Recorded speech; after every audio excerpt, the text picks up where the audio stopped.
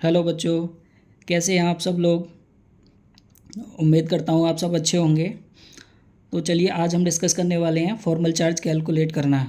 कोई भी आपको मॉलिक्यूल दे रखा है उस पर फॉर्मल चार्ज कैसे कैलकुलेट कर सकते हैं, या किसी इंडिविजुअल एटम का भी आप फॉर्मल चार्ज कैसे कैलकुलेट कर सकते हैं।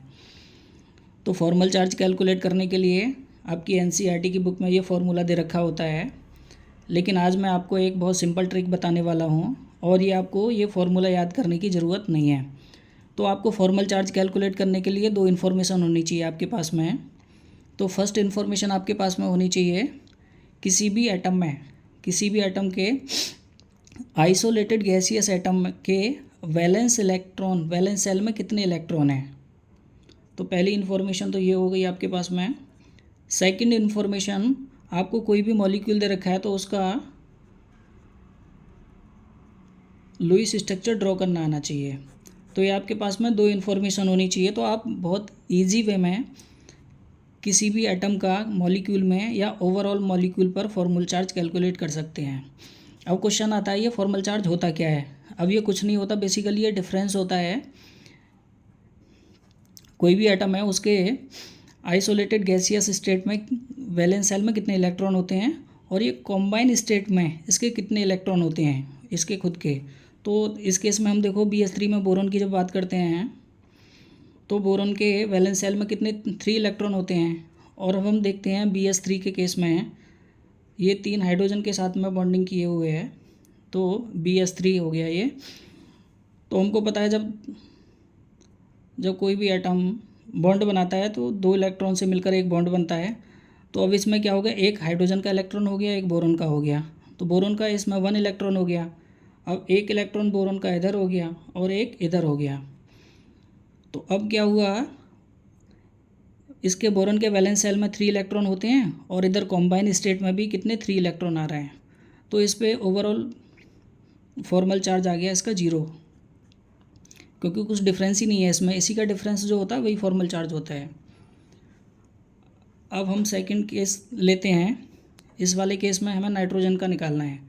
तो नाइट्रोजन के वैलेंस सेल में कितने 5 इलेक्ट्रॉन होते हैं, तो ये पता है हमको। अब यहाँ पर देखते हैं इसके कॉम्बाइन स्टेट में कितने इलेक्ट्रॉन हैं। देखो ये डबल बॉन्ड बनाया, डबल बॉन्ड का मीनिंग है 2 इलेक्ट्रॉन इधर के हो गए, तो 2 इलेक्ट्रॉन ये और 1 इलेक्ट्रॉन ये और 1 इलेक्ट्रॉन ये, तो इसके टोटल हो गए 4। इधर आ गए इसके 4 इलेक्ट्रॉन किस में, कॉम्बाइंड स्टेट में या कॉम्बाइंड फॉर्म में। और इसके लेकिन होने चाहिए 5। तो क्या है, इसको इस पर +1 चार्ज आ जाएगा। एक कम है इसमें, एक ऐड करना पड़ेगा, +1 चार्ज आ गया इस पर। अगर ऑक्सीजन का हमें कैलकुलेट करना है तो ऑक्सीजन का वैलेंस सेल में कितने इलेक्ट्रॉन होते हैं, 6। अब हम कैलकुलेट करते हैं। 2 लोन पेयर के 2 ये हो गए और 2 इधर, ये 4 हो गए और 2 बॉन्ड बना रखे हैं 6। तो इसके वैलेंस सेल में 6 इलेक्ट्रॉन होने चाहिए और होते हैं, और कॉम्बाइन स्टेट में भी 6 इलेक्ट्रॉन है। तो डिफरेंस कितना आ गया, 0 का। तो इस पर फॉर्मल चार्ज आ गया 0। ऐसे ऐसे ही हम किसी भी एटम का निकाल सकते हैं। तो ऐसे ही हम ओवरऑल चार्ज भी कैलकुलेट कर सकते हैं। चलो हम थर्ड केस लेते हैं। इस वाले केस में सल्फ़र का निकालते हैं। तो सल्फ़र के वैलेंस सेल में कितने इलेक्ट्रॉन होने चाहिए, 6। अब हम देखते हैं कॉम्बाइंड फॉर्म में कितने इसके इलेक्ट्रॉन हैं।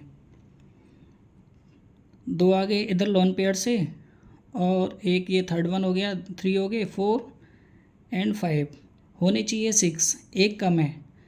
तो इस पर +1 चार्ज आ जाएगा, ठीक है। तो ऐसे ही बहुत सिंपल वे में हम कैलकुलेट कर सकते हैं और हमें फॉर्मूले की ज़रूरत नहीं है।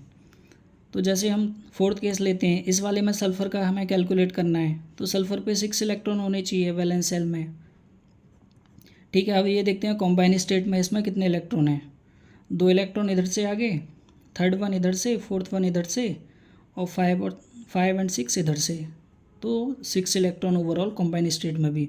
तो डिफरेंस कितना है, 0 का है। तो इस पर 0 फॉर्मल चार्ज आ गया सल्फ़र पे। अब नेक्स्ट केस की बात करते हैं हम। आयोडीन पे कितने होने चाहिए, इसके वैलेंस सेल में 7 इलेक्ट्रॉन होने चाहिए। अब ये देखते हैं, ये होने चाहिए का मीनिंग है, जब भी मैं होने चाहिए की बात कर रहा हूँ, ये आइसोलेटेड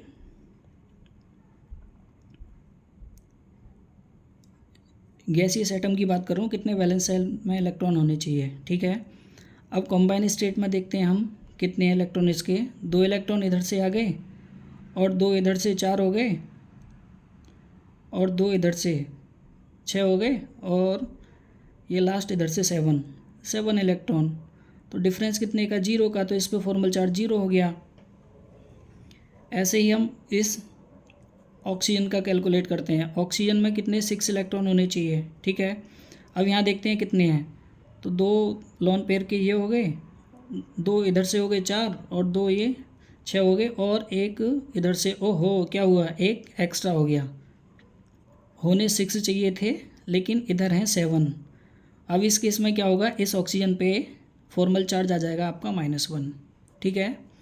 तो ऐसे ही आप कैलकुलेट कर सकते हैं। कार्बन में 4 होने चाहिए, तो 2 इधर से, 1 इधर से 3 और चौथा इधर से। 4 इलेक्ट्रॉन होने चाहिए, 4 ही इलेक्ट्रॉन है, डिफरेंस 0 का, तो इस पे फॉर्मल चार्ज 0 आ गया। ऐसे ही क्लोरीन का निकाल सकते हैं। अब इस वाले केस में कार्बन का भी निकाल सकते हैं। कार्बन के 4 होने चाहिए, 2 इधर से, 2 इधर से, कॉम्बाइन स्टेट में 4 इलेक्ट्रॉन, यानी कि चार्ज इस पे 0 हो गया। सल्फ़र का भी निकाल सकते हैं, सल्फ़र के भी हम कैलकुलेट कर सकते हैं इजीली। नाइट्रोजन के भी, नाइट्रोजन में कितने 5 इलेक्ट्रॉन होने चाहिए, तो नाइट्रोजन में कितने हैं, 2 इधर आ गए इसके लोन पेयर के, 2 इधर आ गए 4 और 2 इधर से।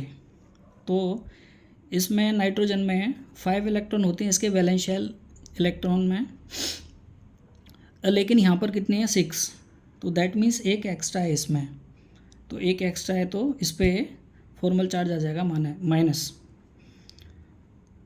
तो ये थी बहुत सिंपल ट्रिक। आपको ये फार्मूला रटने की ज़रूरत नहीं है, याद रखने की ज़रूरत नहीं है। इजी वे में कोई भी आपको मॉलिक्यूल दे दिया तो किसी मॉलिक्यूल पे ओवरऑल चार्ज भी आप कैलकुलेट कर सकते हैं और किसी भी इंडिविजुअल एटम का भी फॉर्मल चार्ज आप कैलकुलेट कर सकते हैं। Thank you.